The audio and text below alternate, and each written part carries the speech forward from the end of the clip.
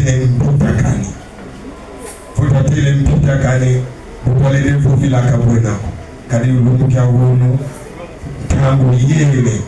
katuna daga tangu yi kama imengi ko yenge keno nzongele vuva fiafioti kadi tweti kubama muyidika kukuta kano wa ngolo wa petu wa ponso bangunza kadi tweti kwenda tula moma ya pumu kimbango pumu mpali mputa tuwala ni mputa bamba mbuta mbumba ye mbuta matai mwanda sukisa mbuta edo mbuta mbuta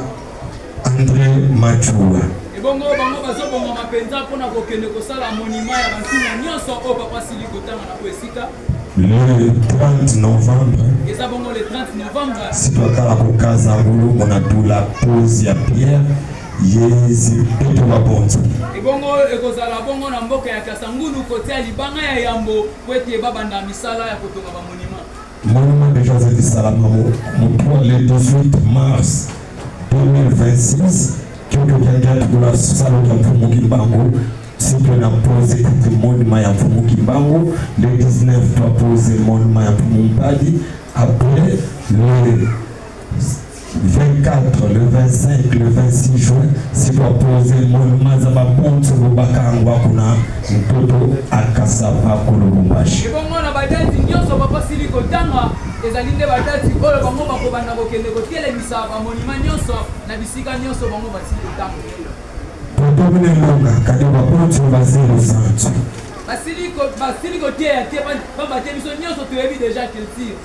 kima kia mpasi kali kingunza kia kuma kwa ni kristianisme ebongo ya pasi ezali kia kingunza tokomisi yango lokola christianisme topakoli couleur noire ibobo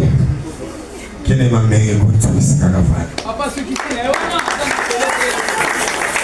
yenge kenu mbuja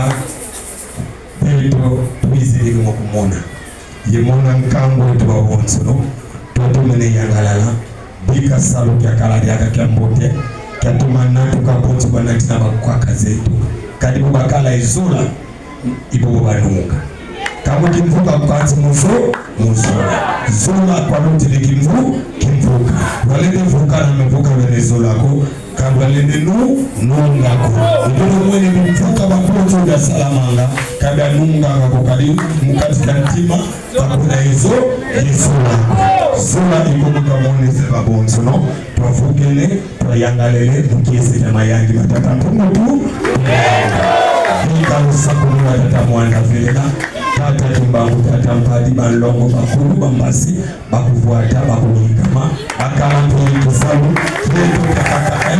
ila mkula mkulana Ika usakuluwa tata